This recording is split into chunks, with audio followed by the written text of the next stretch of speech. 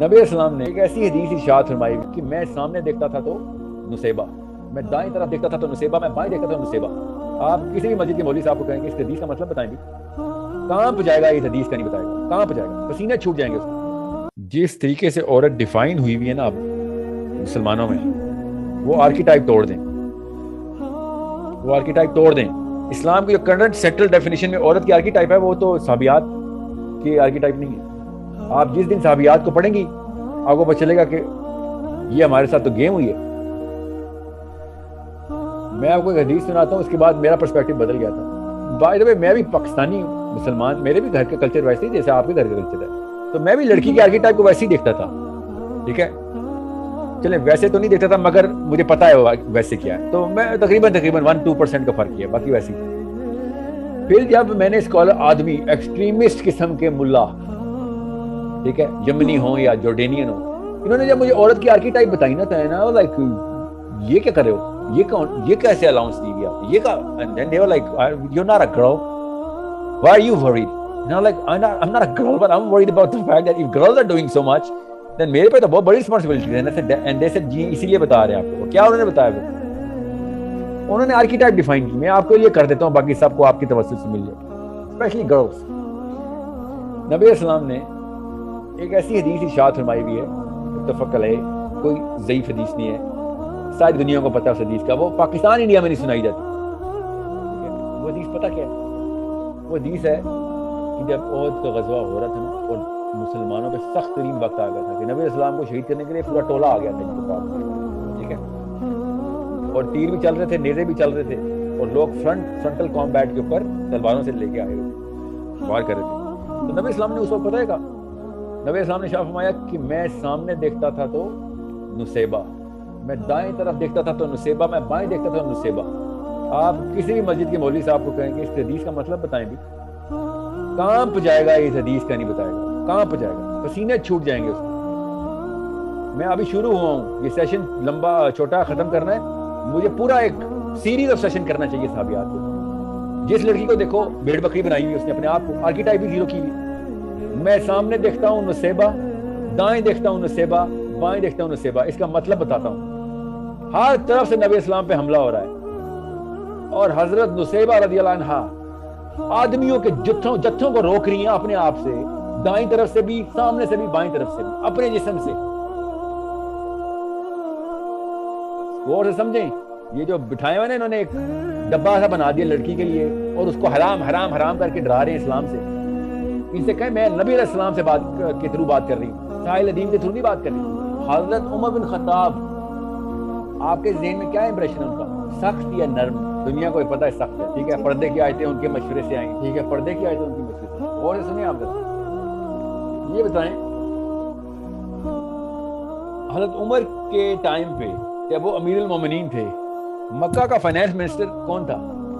ہاں، ایک فیمیل تھی سر، کیا بات ہے۔ اور وہ اتنے امپریس تھے ان سے کہ انہوں نے مدینے کا بھی فائنانس منسٹر کس کو لگا دیا؟ لڑکی کو۔ یہ پوچھے نا ذرا مولوی صاحب سے، جو بیٹھے ہوئے ہیں اپنی طرف سے کہانیاں سنا رہے ہیں ہمیں، اور مجھے تو پتہ ہے کہتے ہیں وہ نہیں وہ نصیبہ تو غزوہ کا ٹائم تھا، غزوے کے ٹائم پہ نبی اسلام کو ضرورت تھی، تو اچھا دیکھیں ان کی کہانی سنانے کا طریقہ دیکھیں۔ وہ احد کے ٹائم پہ ضرورت تھی، حضرت نصیبہ نے 30 لڑائیاں لڑی ہیں، اور پتہ کس غزوے میں شہید ہوئی ہیں؟ رد کے غزوے میں۔ ابو بکر صدیق امیر المومنین ہیں، اور زکوٰۃ نہ دینے والوں کے خلاف غزوہ ہو رہا ہے، اس پہ بھیجا ہے حضرت ابو بکر صدیق نے، اس میں حضرت نصیبہ شہید ہوئی ہیں۔ جب ان کو غسل ہو رہا تھا تو خاتون نے پتہ کیا کہا کہ جسم کا کوئی حصہ نہیں ہے نصیبہ کا جس پہ تلوار کا زخم نہ ہو۔ اتنی لڑائی لڑی ہے اس عورت نے۔ میں ابھی شروع ہوا ہوں بیٹا، میں نے کہا نا سیریز کروں تو پرکھتے اڑ جائیں گے اس آرکیٹائپ کے۔ میں رسک نہیں لینا چاہ رہا ہوں، کیونکہ اس وقت پہلے ہی فیمنزم اپنی پوری پھنکار کے اندر آگ برس رہا ہے، اور مسلمان لڑکی نے کہنا ہم نے تو نکلنا ہی نکلنا پائے۔ آپ کو میں بتانا چاہ رہا ہوں کہ اس آرکیٹائپ کو تو توڑیں نا۔ بے شک آپ میرا کیا سے کہتے ہیں فیمنزم کے اوپر نہ جائیں، آپ انڈیا میں مجھے نہیں پتا وہاں پہ کیا سلوگن چل رہے ہیں۔ پاکستان میں بھی لڑکی کپڑے اتار کے باہر آنے چاہ رہی ہے، اسلام کے نام پہ نہیں، سائنس کے نام پہ۔ I get that. میں اگر یہ شروع کر دوں گا نا تو پھر اسلام میں بھی وہ ایک ڈائسپورا کریٹ ہو جائے گا کہ اچھا ہم بھی نکلیں یار صحابیات بننے۔ اصل میں اپنے نفس پروری کے نکلیں گی، نام رفیدہ نصیبہ کا لگائیں گی، نام شفا کا لگائیں گی، ٹھیک ہے؟ غور سے سمجھیں، میں آپ کو خالی بتا رہا ہوں آپ ایک ریلیجیس سرکل کے ورنہ سمپل آرگومنٹ کے گروپ میں ہوتی ہے. آپ نے ان لڑکیوں کی آرکیٹائپ بدلنی ہے جن کو کوئی شوق نہیں کپڑے اتار کے باہر ڈانس کرنے کا, مگر ان کو اسلام پہ آخرت بچانے کا شوق ہے اور ان کو زبردستی کی وہ والی چیزیں ڈالی ہوئی ہیں جو کہ اللہ نے کہا ہے ان سے کرواؤ. مولوی صاحب نے کہا ہے نہیں حرام ہے, نعوذ باللہ. یہ بتائے گا ہمیں کہ حرام کیا حلال کیا؟ رب نے بتانا کیا حرام ہے حلال. سو سیرہ پڑھیں, آپ کو ملیں گے ایسی خواتین, ایسی جری خواتین ایسے ایسے غزووں میں. سیرہ پڑھیں تو کب سے میں کہہ رہا ہوں سیرہ پڑھیں, کوئی عورت پڑھتی نہیں ہے سیرہ. آپ پوچھیں پھر کسی داڑھی والے سے, یار ایک صحابیہ ثابت نہیں ہو رہی آپ کی پوری فلسفی میں, تم نے کون سی فلسفی کر لی ہے؟ ایک صحابیہ نہیں ثابت ہو رہی, اتنی لسٹ کی لسٹ پڑی ہوئی ہے. تم کہاں سے بیٹھے ہوئے ہو کہ تہ خانے میں بند کرو عورتوں کو نماز پڑھانے کے لیے؟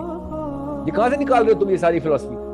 یہ ساری عورتیں نعوذ باللہ صحابہ نے کیسے اپریشیٹ اینڈ آنر کر دی ہیں, سینکٹیفائی اینڈ ویلیڈیٹ کر دی ہیں. ان کو زیادہ پتا تھا یا آپ کے انکل آپ کو زیادہ پتا ہے کہ عورت نے کیا کام کرنے ہیں؟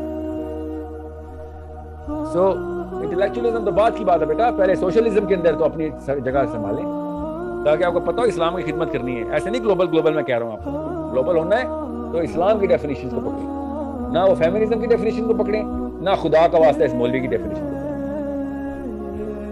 میں نا ایک اسکالر کو جانتا ہوں, مجید نظامی صاحب, یمن کے, ابھی بھی زندہ ہیں, بڑے بوڑھے ہو گئے ہیں وہ.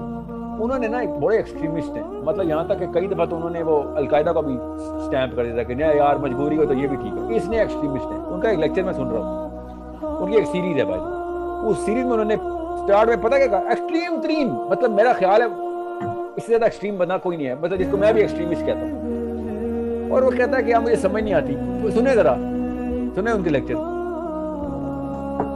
کہتا ہے یہ مجھے سمجھ نہیں آتی, یہ 2 نمبر ڈیفینیشن اسلام میں ڈالنے والا کون تھا کہ یہ جو مسلمانوں کو پوائنٹ کیا ان کا کہ اسلام اتنا لبرل نہیں ہے جتنا لبرلز نے بنانے کی کوشش کی ہے, بالکل کچھ نہیں. مگر خدا, یہ ان کا الفاظ کوٹ کر رہا ہوں, مگر خدا کی قسم 1% بھی اتنا کنزرویٹو نہیں ہے جتنا یہ رائٹ ونگ والے مولوی نے بنا دی. یہ ایکسٹریمسٹ مولوی بتا رہا ہے یمن کا کہ یہ تم لوگوں نے کیا زبردستی زنجیریں ڈالی ہوئی اسلام میں, نہ آدمی کو ہلنے دے رہے ہو نہ عورت کو ہلنے دے رہے ہو. ایسا کچھ ایکسٹریمزم نہیں ہے, اتنی کوئی سختیاں نہیں ہے اسلام میں جو تم نے زبردستی ڈالی ہے. اور یہ وہ ملا بول رہا ہے کہ جس کو کتابیں پڑھنے کے بعد یہ پتا ہے کہ سیرہ کیا کہتی ہے اور نظام کسے چلانا ہے. آپ خود سوچیں نا, ان ڈیفینیشن پہ عورت پوری نہیں اترتی جو اس وقت کی آرکیٹائپ سینٹرل مولوی نے بنا دی ہے, تو عورتیں ریاکٹ کر کے پھر نکل رہی ہیں اسلام سے.